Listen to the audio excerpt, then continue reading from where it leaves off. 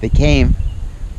They came in the mail. Whenever people complain that Fat Shark goggles are overpriced, I disagree. I say, show me a similarly spec'd goggle for cheaper, and they can't do it. It's the EV200s. They always say, well, what about the EACHINE EV200D? It's got a 720p screen, a 42-degree field of view. It's switchable from 4.3 to 16.9 if that's what you're into. It has a custom DVR that records H.264 resolution at 30 frames per second. What about that? And it's only $280-something, huh? And I say, they actually exist. oh, great.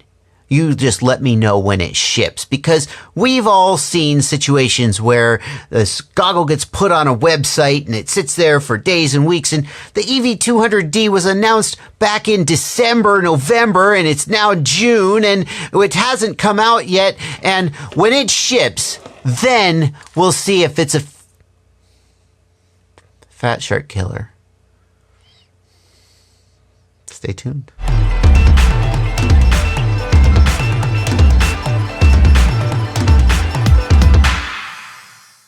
Hey folks, this is a pretty long video. I have put a table of contents down in the video description.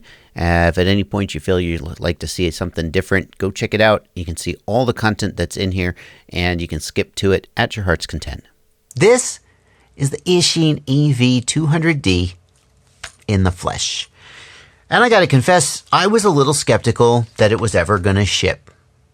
To be fair, though, it's not actually shipping yet. So I got to just put a disclaimer on this whole video, which is that this is a review copy sent to people like me to get feedback before EACHINE actually ships to you. And I got to put that disclaimer on this for two reasons. Number one, if there's anything negative in this, you got to hold your judgment to see if they fix it. And number two, if you've got a pre-order in or you're waiting to buy it and you're thinking, oh boy, I can finally buy it, I don't think that's actually true yet. I don't think it's actually shipping, but it is in fact a product.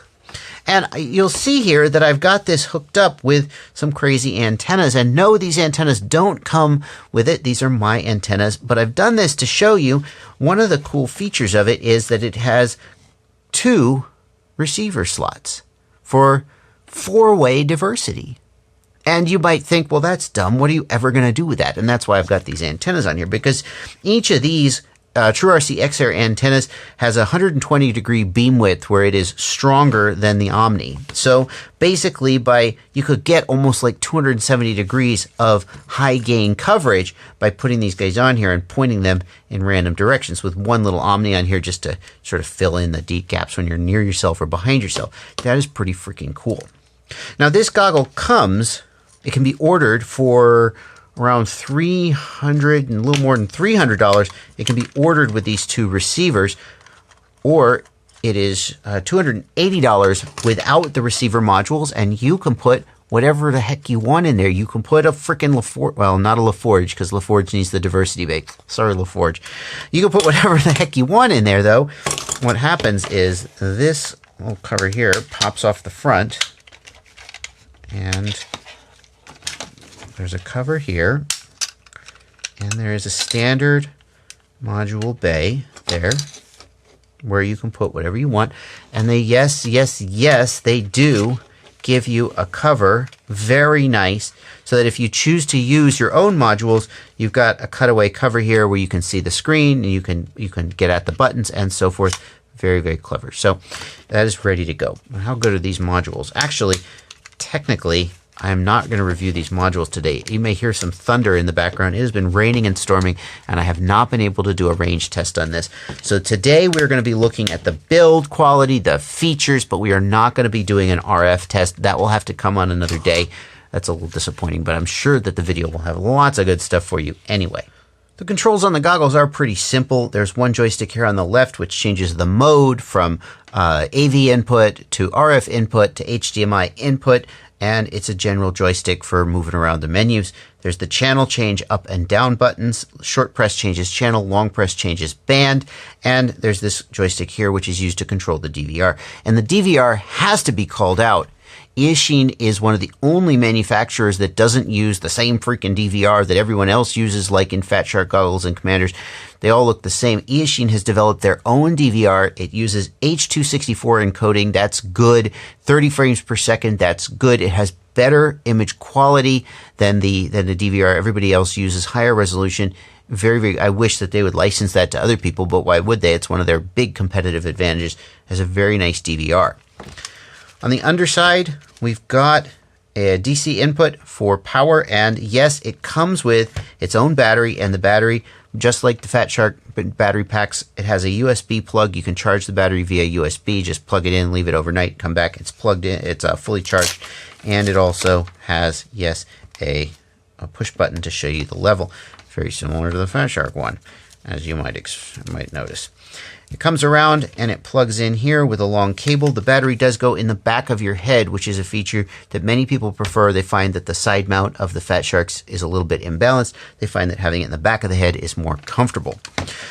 On the top of the goggle here, you can see that there is a slot for a head strap going over your head that is optional and does come with that, and you can use that if you prefer. Many people find that that's more comfortable. Here you've got a USB plug, and one of the things a USB plug can do is power it. If you've got a USB power bank, you don't have to use this DC plug. You could have, just a 5,000 milliamp hour USB power bank and plug it in and power it that way if you so prefer. There's a plug here for the headphones, the IPD adjustment. The IPD adjustment is ratcheted and does hold its place pretty darn well as you sort of shake and shuffle the goggles. Here's the air intake for the fan. Here's the switch for the fan, on or off. The SD card slot on these goggles is in the same not so great location that Fat Shark puts it, but I will say that at least on my goggles, it's not recessed quite as much as on the Fat Sharks. With the Fat Sharks, I often have to get like a little screwdriver to push the card in to get it to release. With the EACHINE goggles, the card is not quite fully inserted, and I can easily well, that's never coming back. I can easily push it in to get it to pop out. These lenses, I don't know what the deal is with these lenses. They're constantly picking up fingerprints. And I'm not handling these any differently than I handle my Fat Sharks, and yet I'm just constantly seeing fingerprints on them. I don't know what the deal is with that, but you can see that's just as bad as it looks, and I'm constantly having to clean them. They really seem to pick up fingerprints. I honestly don't know why. If, like me, you have glasses, I have a terrible prescription. So I use these custom inserts. These are from rholens.com. I actually have a coupon code worked out with RHO Lens because I like their product so much. If you have a standard prescription like -2, -4, -6 diopter, you can just buy a cheap plastic $20 diopter kit for your Fat Sharks. But if you have a complicated prescription, anything past -6 or astigmatism, or if you just want good quality optical glass to stick in front of your face, RHO Lens sells these. And what's nice about the EV200s is, so you can see that as I move the IPD adjustment, the lens moves with the optic, and it's always perfectly centered, and that's pretty nice. The IPD range on this is 56 to 72 millimeters. That's 78 it's showing. I feel like it's pretty close. Yeah, well, I'm having to eyeball this because I can't get this caliper down in there, but it's coming out at about 75. I think 78 or 72 is pretty honest. And if I put them all the way to the inside, this should be a little easier to measure. No, it's not. Yeah, I'm just eyeballing it, but it's coming in right around 57, 58. So I think the 56 to 72 millimeter IPD adjustment is pretty accurate. By the way, some of you have noticed that I measured from side to side, and IPD is center to center. Well, from the left side to the left side is the same distance as the center to the center. It's just easier to see where the left side is. So it's still measuring the IPD accurately. This is the part of the video where I give you the experience of looking into the goggles yourself and seeing, well, what they look like and how they work. And yes, I am in fact going to compare them, to other goggles, maybe even goggles in a much higher price range, so you can help see for yourself how they compare. We'll start with it on the wrong channel, and we can just press the channel change buttons to go through the channels. Short press to change channel, long press to change the band, and we'll get onto the right channel. Now, one of the things you're going to notice is that we're in widescreen mode now. This is a 4:3 camera, so the image is getting stretched, and I will show you 4:3 mode in just a minute. The other thing you're going to notice is that my OSD at the top, the call sign is cut off. And in fact, if you look over on the right, the fly time and the RSSI are cut off as well. The image seems to be zoomed, at least in the goggles that I've got, and is not actually zoomed correctly. It is cutting off the outside edges of the image from what the camera is actually showing. The other thing that is noticeable about this is that it is a little bit of a challenge to get the whole screen to fit within. So I'm moving the IPD adjustment right now, trying to find, and what you'll see is that if I move the IPD adjustment all the way to the left, you kind of can't see the right side of the screen. Oh, there, you can just see the right side of the screen. And if I move the IPD adjustment all the way to the right, oh, I can just see, look at the OSD, the green OSD text in the upper left. You see I can see just barely the left edge of the screen if I just kind of try. But it's actually pretty hard to get the entire screen evenly in view. It's almost like they've zoomed in just a little too much to get the FOV up. But you really, and it's a little hard to demonstrate this with the camera, but I've tried it with my eyeballs. It's really hard to get both the left and the right side of the screen clear and visible at the same time with your eye in one position.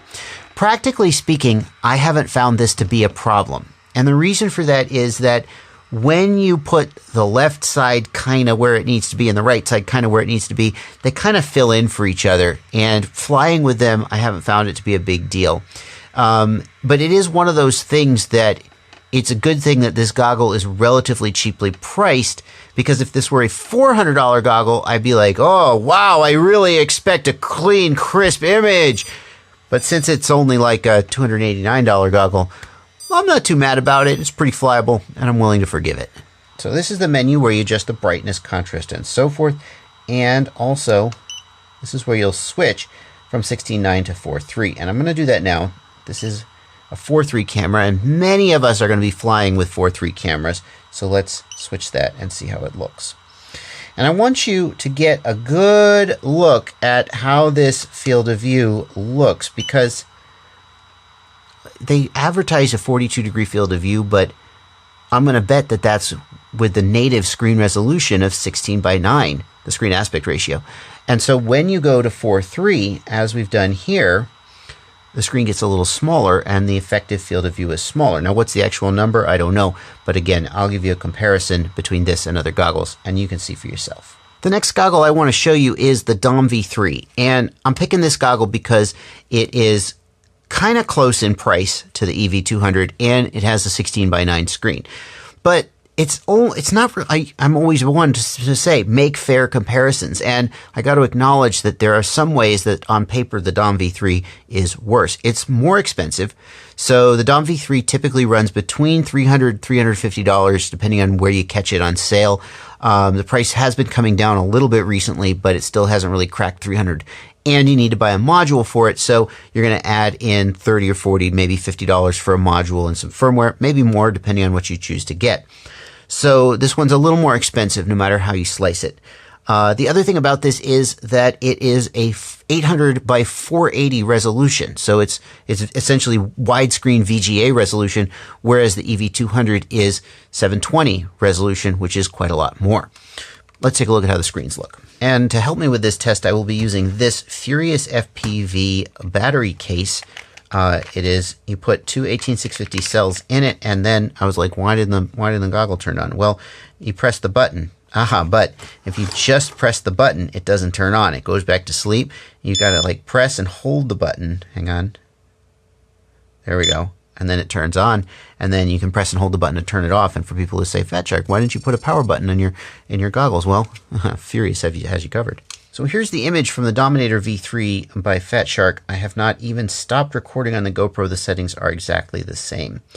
One of the things that has to be noted is that the optics and the screen on the Dom V3 look better than that of the EV200. The EV200 optics are clear. They're not a deal breaker by any means. The picture is large, but it is a little bit washed out, whereas the image, I don't know if the camera is showing this, but I have some experience under the hood here. The image on the Fat Sharks is brighter, more saturated, and although the Dom V3 does have plastic optics, I gotta say, I think they're higher quality than the optics in the EV200. That's just my read on it, though. The screen does show the whole image from edge to edge. You can see the entire top and bottom of the OSD. And as I adjust the IPD here, hold on, you can see that as I adjust the IPD, I can see the entire screen the whole way across. So you can center it on your eye, but you're not having to try to center your eye on it so you can see the whole thing. You have more flexibility here. Here we're looking at the Dominator HD2, and of course its signature is the gigantic 50-degree field of view, which I'm struggling to fit in the entire screen here. But there's the Dominator HD2. Here is the Dominator HD3. And here is the HDO.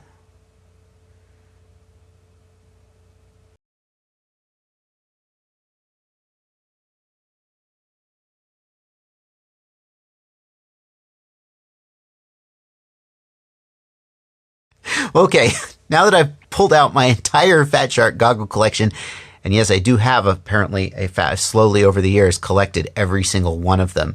It's the professional's dilemma. I have all this equipment. I have no time to actually enjoy it because I'm making videos all the time. But now that I have pulled out all this stuff and compared it to the EV200, what's the final word? And I got to say, I think the EV200 gets a general thumbs up from me. Here, which surprises me a little bit because objectively, the image quality on it is actually worse than something like, well, the Aimway Commander V2 is $440. It's not really a fair comparison. So even if we compare it to something like the Commander V1, the screen on the EV200 is bigger. It's higher resolution, but it's so big and it's not well matched to the optics. It's very hard to get the whole screen clear. It's very hard to get the whole screen visible. I don't insist on pure edge-to-edge clarity, but I would like to be able to see the entire left and the entire right of both screens in both eyes, and that's actually really, it's impossible for me to do, at least for me, with these goggles. That being said, overall, the experience of using them is good enough.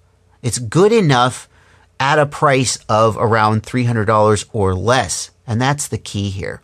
If these goggles were $350 or $400, I would hesitate to recommend them. But at a price of around $300 with modules or $279 if you want to put your own modules in, there's no real massive deal breakers here for me. The usability of the goggles is good. The feature set is fine. The DVR is fantastic.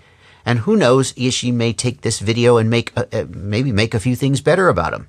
So I give these goggles a thumbs up. I think they're worth a look. I'm trying to think, whenever I do a review like this, I try to think, who is this product right for, if anyone, and who is this product not right for? Who's going to pass this up?